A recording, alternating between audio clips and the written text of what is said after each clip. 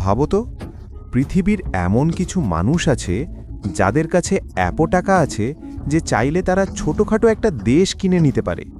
আর সবচেয়ে অবাক করা বিষয় হলো, এই কয়েকজন মানুষের মোট সম্পদ পৃথিবীর কোটি কোটি সাধারণ মানুষের সম্পদের থেকেও বেশি।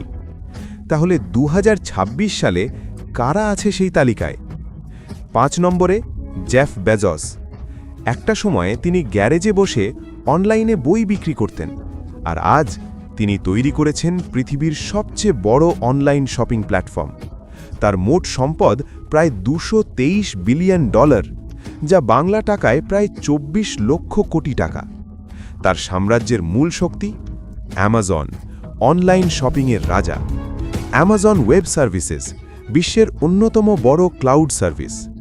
তার সাফল্যের রহস্য দীর্ঘমেয়াদী চিন্তা এবং সবসময় কাস্টমারকে সবার আগে রাখা।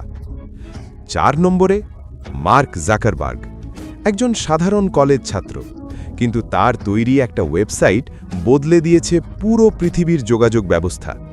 তার সম্পদ প্রায় $224 বিলিয়ন, বাংলা টাকায় প্রায় 24.7 লক্ষ কোটি টাকা। তার কোম্পানি মেটা প্ল্যাটফর্মস, ফেসবুক, ইনস্টাগ্রাম, হোয়াটসঅ্যাপ।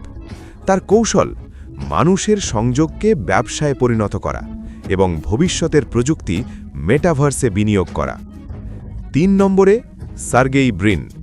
তিনি আলোচনায় কম থাকেন, কিন্তু তার তৈরি প্রযুক্তি ছাড়া আজকের পৃথিবী কল্পনায় যায় না। তার সম্পদ প্রায় $238 বিলিয়ন, বাংলা টাকায় প্রায় 26 লক্ষ কোটি টাকা। তার অবদান গুগল, যেটা ছাড়া ইন্টারনেট অসম্পূর্ণ। তার সাফল্যের রহস্য প্রযুক্তিকে এমনভাবে তৈরি করা যাতে তা মানুষের দৈনন্দিন জীবনের অংশ হয়ে যায়। 2 নম্বরে ল্যারি পেজ, গুগলের আরেকজন প্রতিষ্ঠাতা, যিনি ইন্টারনেট সার্চকে পুরোপুরি বদলে দিয়েছেন।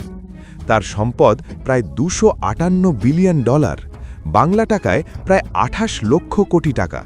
তার সাম্রাজ্য অ্যালফাবেট ইঙ্ক। তার কৌশল ডেটা যুক্ত বিজ্ঞাপন সমান অসীম আয়ের উৎস এবং দীর্ঘদিন ধরে নিজের শেয়ার ধরে রাখা।